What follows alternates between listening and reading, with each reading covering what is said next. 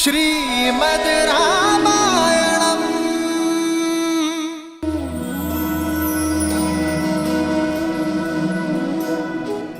राम, आज तक किसी ने मेरा सत्य जानना नहीं चाहा, लेकिन केवल तुम हो राम, जिसने बिना किसी भय के इस पत्थर की भावना को समझा। तो सुनाइए वो सत्य मां जो बरसों से इस प्रतिमा के पीछे छुपा है।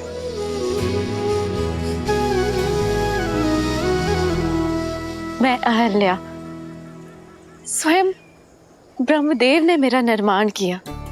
ब्रह्मदेव की 5 कन्याओं में से एक हूँ। वैसे तो इस संसार ने सुंदरतम स्त्रियों में स्थान दिया, लेकिन महर्षि गौतम ने अपने जीवन में अपनी पत्नी बनाकर स्थान दिया। प्रसन्न थी मैं, सब कुछ था मेरे पास। महर्षि गौतम जैसे ज्ञानी पति का प्रेम और सतानंद जैसा प्यारा संस्कारी पुत्र। निश्चिंत थी मैं कि मेरे जीवन में कुछ अनुचित नहीं हो सकता, पर ये मेरा भ्रम था। नहीं जानती थी मैं कि मेरा रूप ही मेरा शत्रु बन बैठेगा।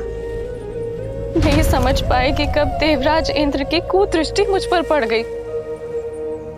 नहीं जानती थी मैं कि देवराज इंद्र उस अवसर की प्रतीक्षा कर रहे हैं जो मेरे जीवन में आपदा बनकर आने वाला था, मेरा संसार बिखेर देने वाला था।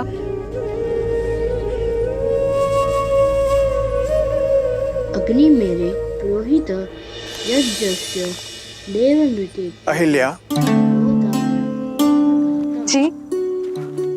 जी महाराज। मैं संध्या स्नान के लिए जा रहा हूँ। जी, आपके लौट के आने तक संध्या पूजन की सारी सामग्री सज रहेगी। और शिष्यों,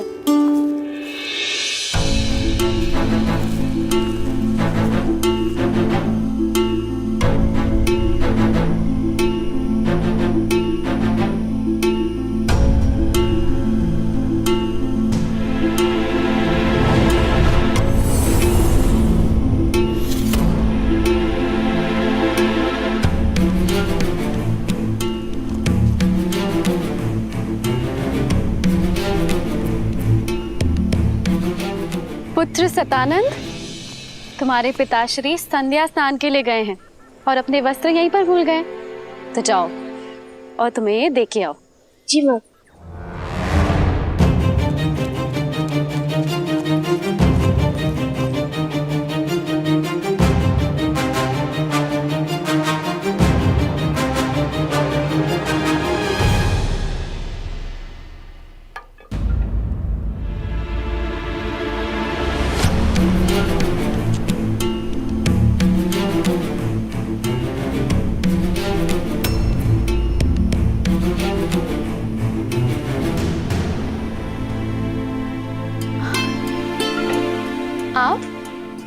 आपको स्मरण हो गया कि आप संध्या स्नान के लिए गए, किंतु अपने वस्त्र ही भूल गए थे। मैंने सतानंद को भेजा है आपके वस्त्र लेकर।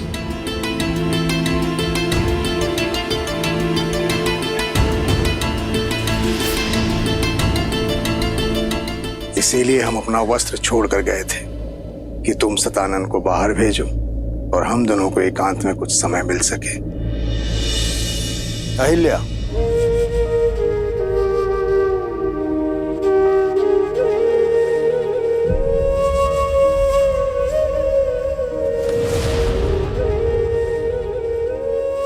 राम,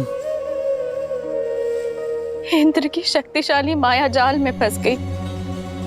नहीं समझ पाई कि मेरे पति के रूप में कोई और था और वहां अनर्थ हो गया।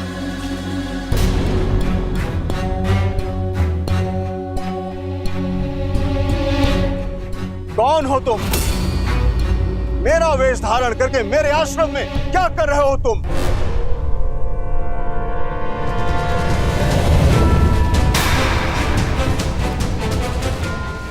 इंद्र, देवता होते हैं मनुष्य और ऋषियों की रक्षा के लिए, परंतु तुम एक ऋषि पत्नी के साथ, ना ही तुम देवराज होने के योग्य हो, ना ही यज्ञ की आहुति प्राप्त करने के योग्य। नहीं ऋषिवर, मुझे क्षमा कर दीजिए, मुझसे बहुत बड़ी भूल हुई है ऋषिवर। तुम्हारे पाप के कारण जीवन के प्रत्येक क्षण में तुम्हें शाप भोगने के योग्य हो तुम।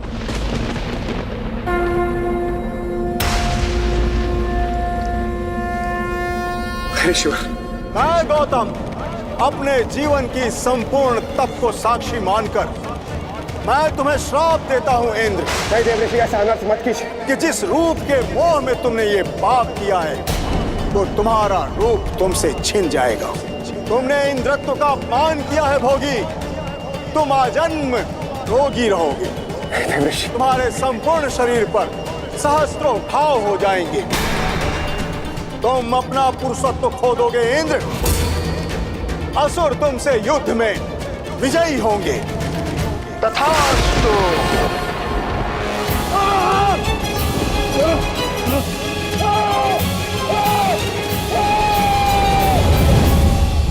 ऋषि गौतम की आंखें पथराई हुई थी, वो मौन थे, मौन, जो मेरे जीवन में महा चक्रवात लाने वाला था। क्या अपराध था मेरा ये कि मैं एक सती होके अपना सत्य सिद्ध नहीं कर पाई, या ये कि मैं एक दुष्ट के मन की मलिनता को समझ नहीं पाई।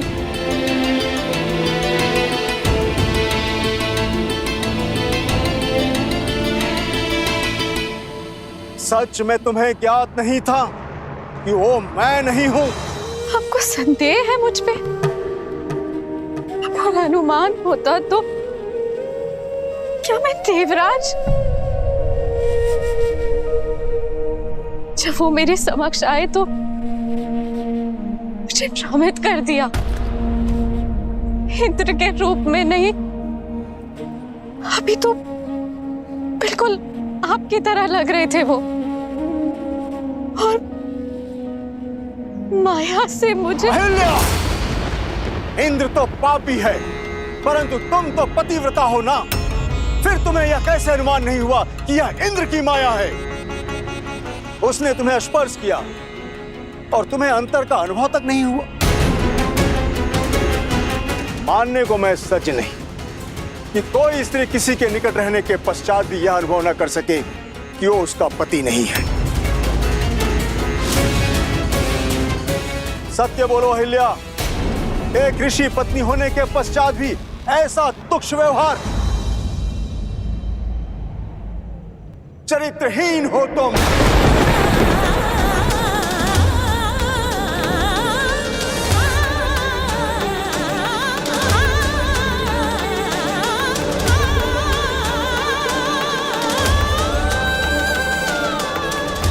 जो स्त्री शब्दों से, भाव से, स्पर्श से किसी की भावना को न समझ सके, वो पत्थर के समान होती है।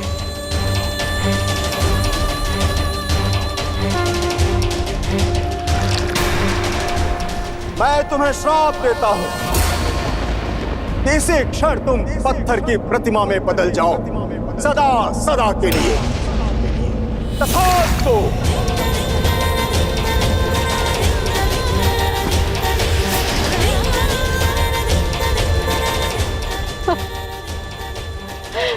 अनर्थ मत कीजिए आर्य, मेरी बात तो सुन लीजिए, मेरे पक्ष का सत्य जान लीजिए। जो देखा उसके पश्चात भी अब क्या कुछ शेष है सुनने के लिए? नहीं अहिल्या, तुम क्षमा के योग्य नहीं हो। मेरा श्राप अवश्य पूर्ण होगा। तुम्हें यह पीड़ा अकेले ही भोगनी पड़ेगी,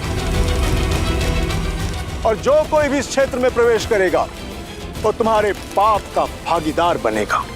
तुम्हें श्राप से वही मुक्त करेगा जो काम, क्रोध, मद, मोह, लोभ और मत्सर से मुक्त होगा।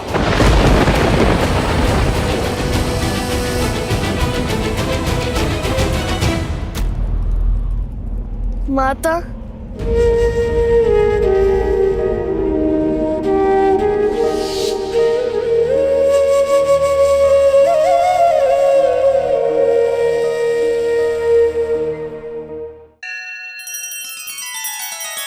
श्री रामचंद्र कृपालु भजुमन हरण भव भय दारुणम नव कंज लोचन कंज मुख कर कंज पद कंजारुणम। सिया राम सिया राम सिया राम सिया राम। आदर्श और मर्यादा की है ये कथा महापावनम काट मद श्री से मिला दे श्रीमद रामायणम श्रीमद रामायणम। सिया राम सिया राम सिया राम सिया राम। मुझ पर अपराध हुआ और दंड भी मुझे ही मिला। मेरा पक्ष सुने बिना मेरा न्याय किया गया। तब से मैं प्रतीक्षा में हूं कि कोई आए और मेरी पीड़ा सुने। और अब तुम आए हो राम। इनकी बात पर विश्वास नहीं किया जा सकता। महर्षि गौतम जैसे महान ऋषि क्या ऐसी श्राप दे देंगे?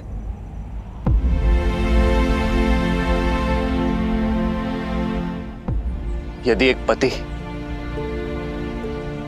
अपनी पत्नी के आंसुओं में छुपा सत्य न देख सके तो क्या वो पाप नहीं?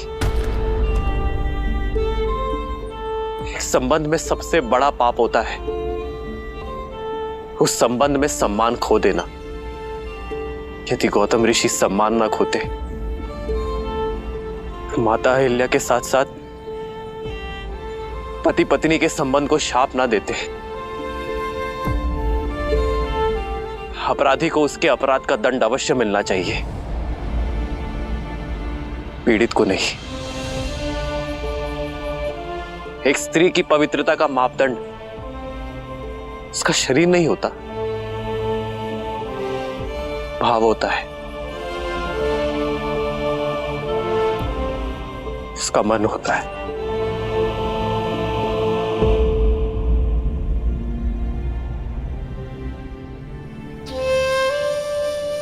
मैं लज्जित हूं मां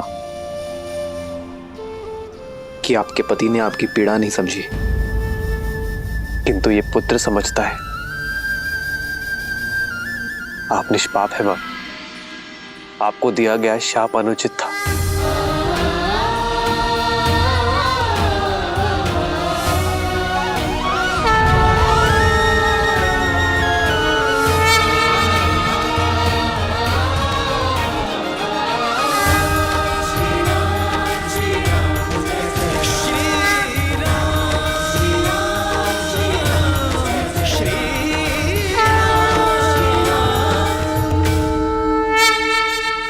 एक मां जब अपनी संतान को जन्म देती है तो कुछ देर के लिए मूर्छित हो जाती है, पथरा जाती है। संतान का रुदन, उसके आंसू, उसके पांव का प्रहार उसे जगाता है मां, संसार में फिर से लाता है। ऐसा ही आपका पुत्र आपको जगाने आया है मां। जाग जाइए मां, लौट आइए।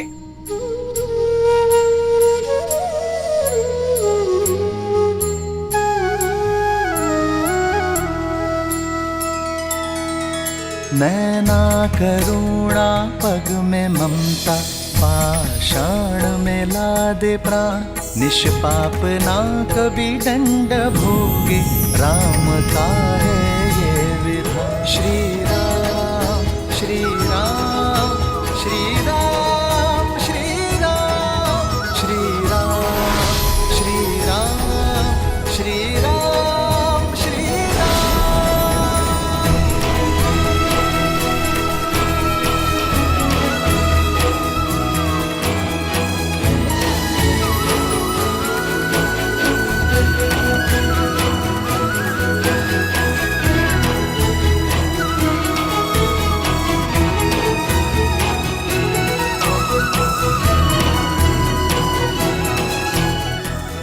माता,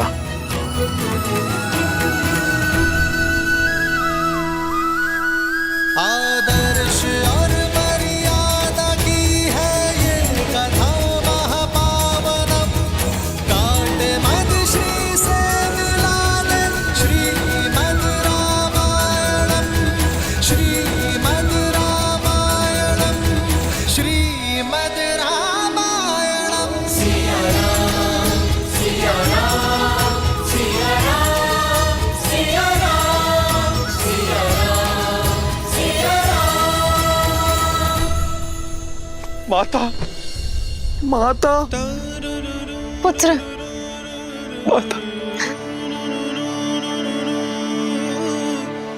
माता, मुझे क्षमा कर देना। मैं वो अभागा पुत्र हूँ जो मेरी माता की पीड़ा समझ नहीं पाया।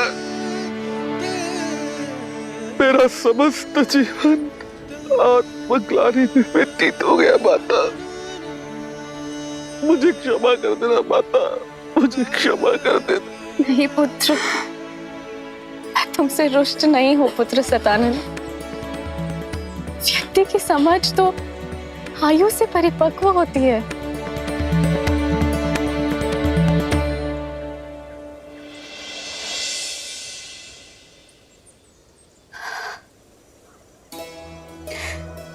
मेरे जाने का समय हो गया है राम, और जीवन का उद्देश्य भी, जो कदाचित तुम्हारी यात्रा में आकर संसार को संबंधों की सीख देना था। आज तुम्हारे सत्य ने मुझे मोक्ष दिलाया है। जैसे मैं केवल राम का नाम लेकर इस संसार से जा रही हूँ, उसी प्रकार सभी सिर्फ तुम्हारा नाम लेकर ही साथ जाएंगे। राम नाम सत्य है।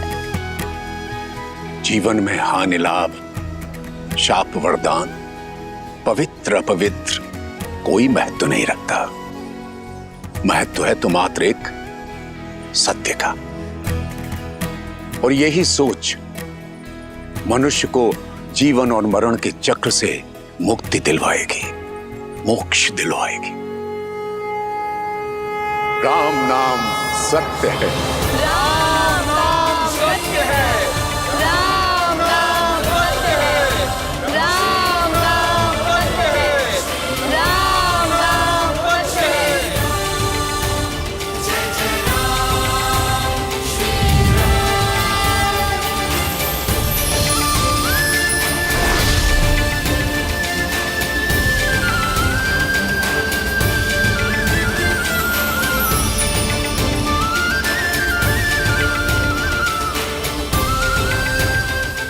अद्भुत। राम नाम सत्य है। हाँ देवी, राम नाम से बड़ा सत्य तो इस संसार में और कोई हो ही नहीं सकता। क्योंकि श्री राम जैसे मनुष्य अपने अपयश की चिंता किए बिना दूसरों की पीड़ा हरते हैं। अपने विषय में सोचे बिना दूसरों के विषय में सोचते हैं। अब ऐसे मनुष्यों के जीवन का मार्ग तो सत्य से ही परिपूर्ण होगा। वहीं दूसरी ओर रावण जैसे लोगों के लिए उनके व्यक्तिगत लाभ, उनके अभिमान, उनके यश से बढ़कर और कुछ नहीं होता। और यही कारण था कि रावण सीता के स्वयंवर में जाने के लिए सज्ज हुआ।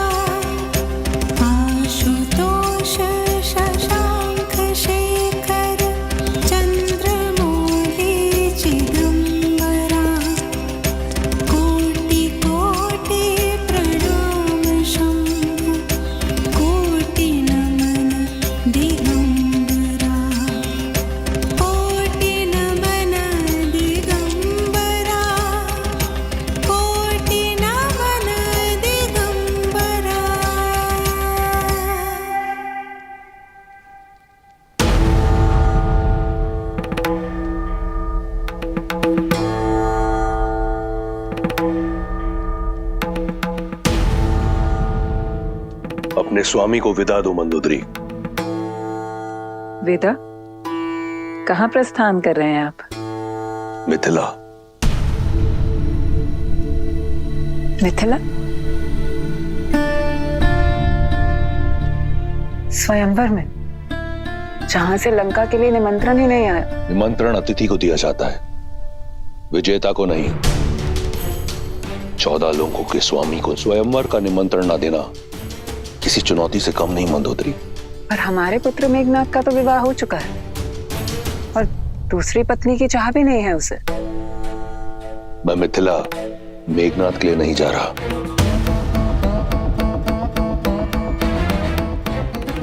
तो फिर तो ये चुनौती सम्मान का नहीं, उपहास का कारण बनेगी रक्षराज। आपकी आयु तो जनक से भी अधिक है। निसंदेह, परंतु ना मैं जनक हूं और ना सीता का पिता, और आयु उन्हीं की बढ़ती है जो स्वयं को वृद्ध माने। इतने वर्षों पश्चात मेरा प्रेम, मेरी सेवा आपके लिए कम पड़ गई। मंदोदरी, तुम मेरे लिए वो अमूल्य रत्न हो जिसका तेज, जिसकी चमक कभी मंद नहीं होगी। तुम सदैव मेरी पटरानी रहोगी। फिर जनक पुत्री क्यों? मैं मिथिला केवल जानकी के लिए नहीं, महान शिव धनुष पिनाक के लिए जा रहा हूं। उसका वहां मिथिला में रहना चुभता है मुझे। जब महादेव का परम भक्त यहां लंका में है, तो उनका पावन धनुष वहां मिथिला में क्यों? मैं उसे यहां लेकर आऊंगा, अपनी भक्ति के प्रसाद के रूप में। और यदि जानकी मेरी वीरता का पुरस्कार बनकर यहां आती है, तो इसमें क्या बुराई है? जो आप करने जा रहे हैं वो अनुचित है लंकेश।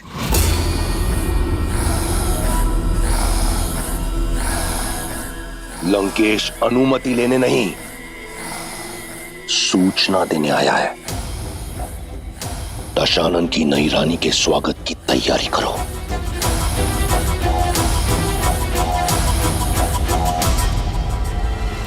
अपने इस भक्त को आशीर्वाद दे महादेव। और मुझे आशा है कि मेरी पटरानी की ओर से आपके धनुष के स्वागत में कोई कमी नहीं रहेगी।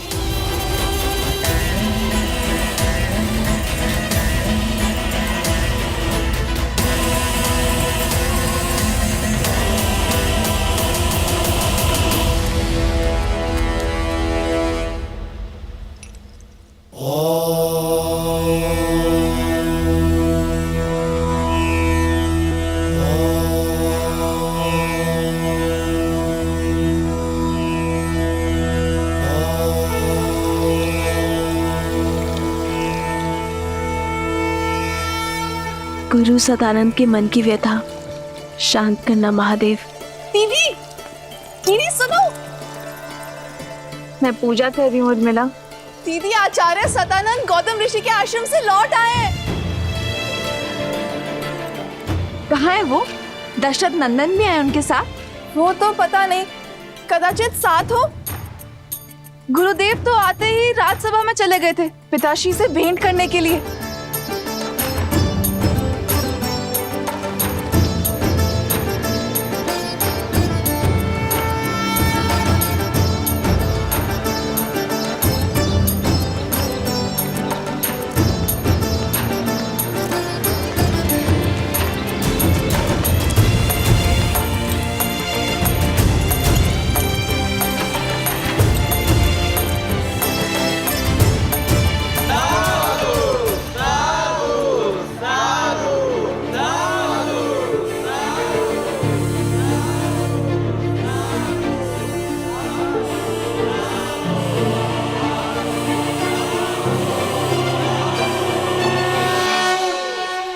ना सिद्धि थी, ना मंत्र, बस आंखों में अश्रु और वचनों में करुणा। राजन, उसका बखान मैं अपने शब्दों में नहीं कर पाऊंगा। अपने स्पर्श से मेरी माता को श्राप मुक्त कर दिया और मुझे बिना स्पर्श के इस अभिशाप से कि मैं एक चरित्रहीन का पुत्र हूं, आज मैं आपके समक्ष गर्व के साथ यह कह सकता हूं कि मैं अहिल्या पुत्र सतानंद हूं। मेरी मां कलंकिनी नहीं है, मेरी मां पवित्रा है, पवित्रा।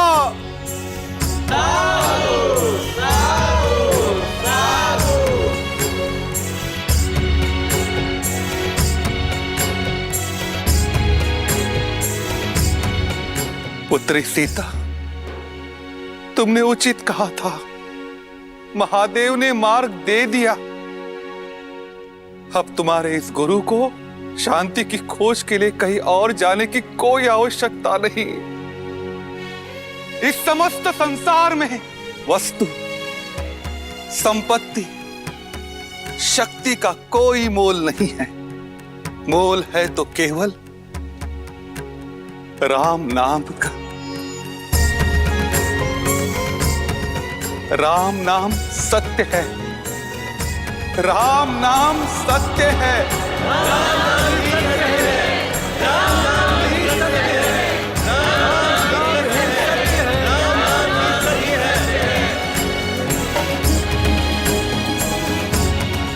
गुरुवर, ऐसे धीर के तो हम भी दर्शन करना चाहेंगे। ऋषि विश्वामित्र मिथिला के इतने निकट है, तो आप उन्हें न्योता दे दे ताकि हम उनकी सेवा कर पाते, और सेवा के साथ साथ हमें दशरथ नंदन के भी दर्शन हो जाते।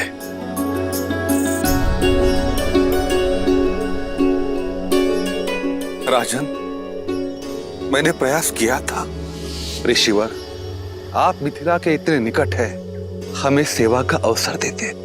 मिथिला में शिव धनुष्य यज्ञ होने वाला है और जनक कुमारी का स्वयंवर भी। मैं अवध कुमारों को किसी और उद्देश्य से लेकर आया हूं शतानंद। कभी समय मिला तो मिथिला अवश्य आऊंगा।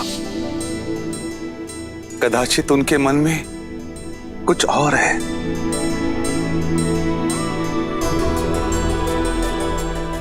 जैसी महादेव की नियति। यदि महादेव चाहेंगे तो ऋषि विश्वामित्र भी हमें दर्शन देंगे और दशरथ नंदन राम भी। अवश्य महाराज। ये क्या? विश्वामित्र तो ब्रह्म ऋषि हैं।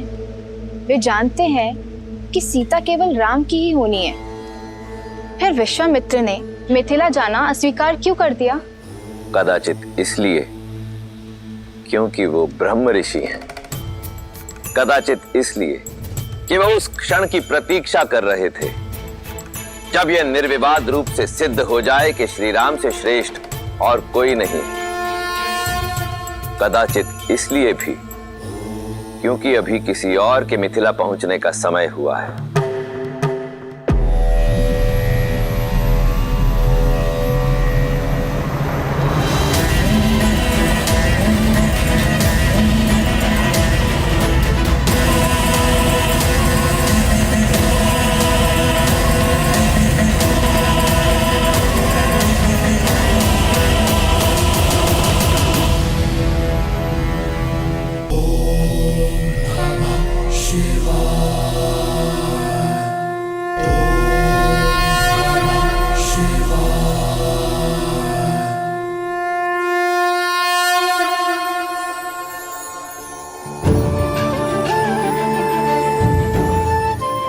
मिथिलावासियों, महापावन शिव धनुष को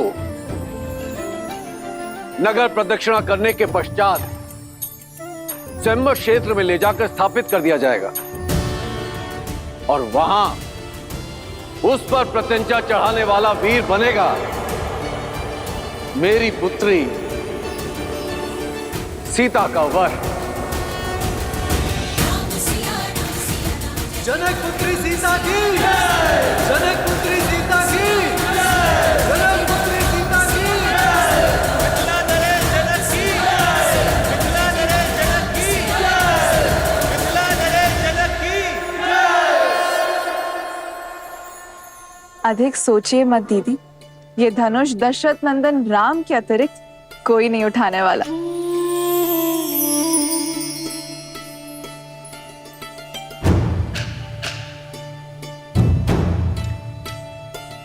अनुष्ठान प्रारंभ करो।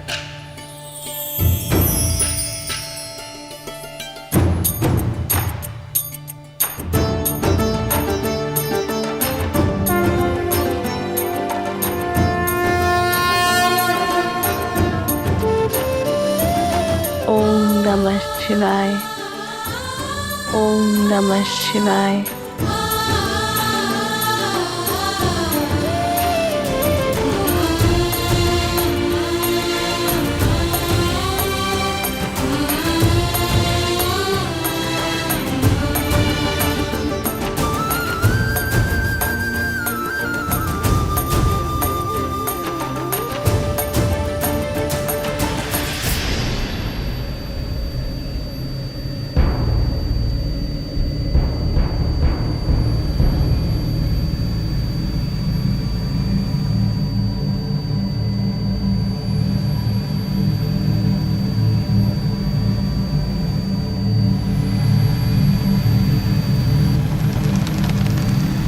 पुष्प विमान अर्थात रावण यहाँ है।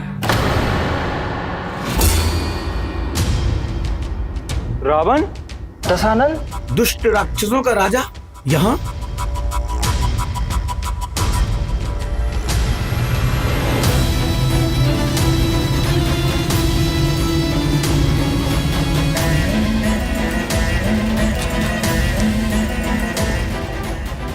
महादेव का पिनाक तो यहां है, अर्थात स्वयंवर आरंभ होने में समय है। पुष्पाक,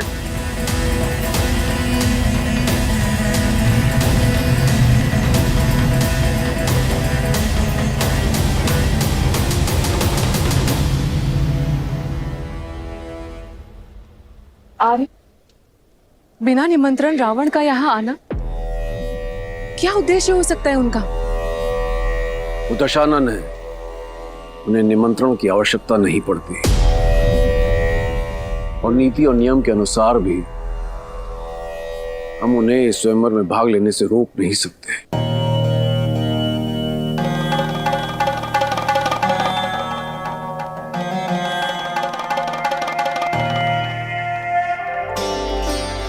मुझे पूरा विश्वास है आप मेरे लिए जो भी करेंगे शुभ ही होगा।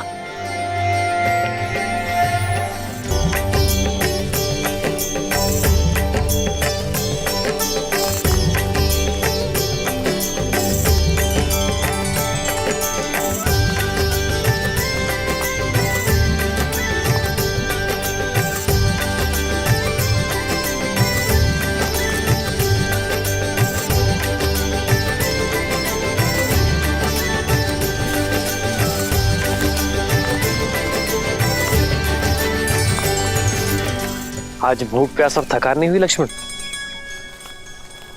गुरु और कहा ले जा रहे, इसकी शंका तो नहीं है तुम्हें? आज मैं शंकित नहीं हूं भाई, अभी तो दृढ़ता से तत्पर, क्योंकि मैं जान चुका हूं कि गुरुदेव हमें जहां भी ले जा रहे होंगे किसी कारण से ही ले जा रहे होंगे।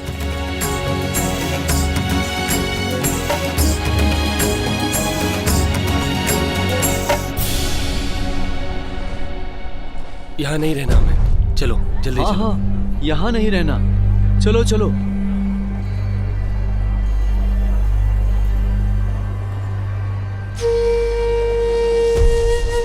भैया सुनिए, आप सभी इतने चिंतित और भयभीत होकर जा कहाँ रहे? मत पूछो, बस यहाँ नहीं रहना हमें, जाने दो हमें। नरक है ये स्थान। परंतु मित्र, इतने सुंदर स्थान में समस्या क्या है? ये स्थान शापित है। हमें हमारे भाग्य पर छोड़ दो युवक।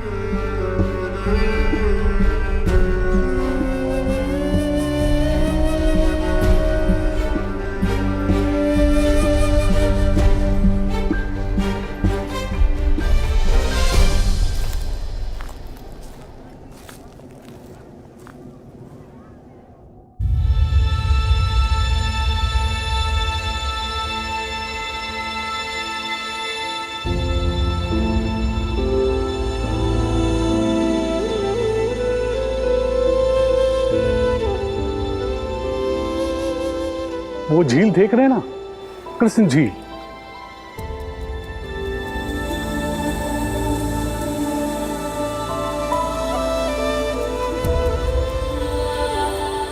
अचानक वहां से जल का वेग आता है और बाढ़ आ जाती है। कुछ ही पलों में हमारे खेत घर सब बहा ले जाती है। अब तक जैसे तैसे हमने पुरखों की जमीन खेत को बचाकर रखा, पर अब साहस टूट चुका है।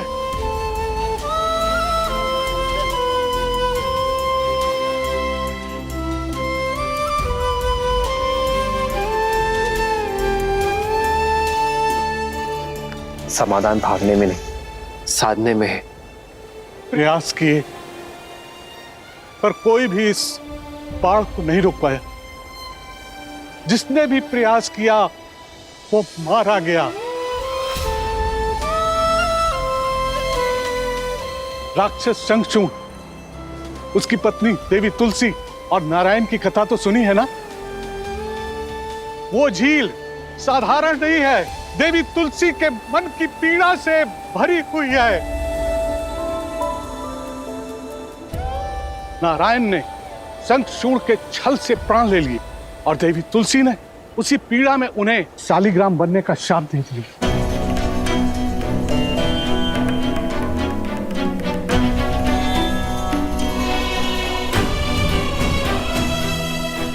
ये शालिग्राम नारायण के चिन्ह है, शापित होकर पड़े हैं गंडकी नदी के तट पर। जहां ईश्वर ही शापित हो, वहां मनुष्य के प्रयास से क्या होगा।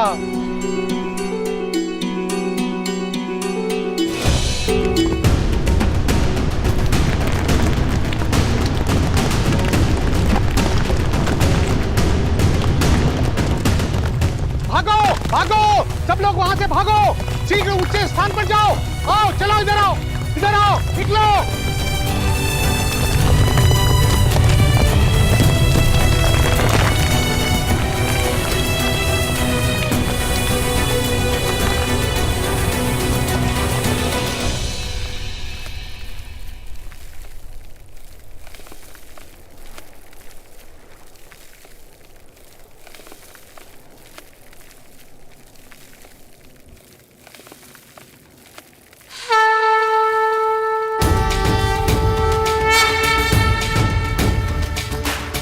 कहां जा रहे हो? ये दुस्साहस तुम्हारे प्राण ले लेगा। आप तो बड़े हैं, ज्ञानी लगते हैं, रोकिए इन्हें। इनसे कहिए कि अपना मार्ग बदल लें। जिन्हें संसार बदलना होता है वे अपना मार्ग नहीं बदलते।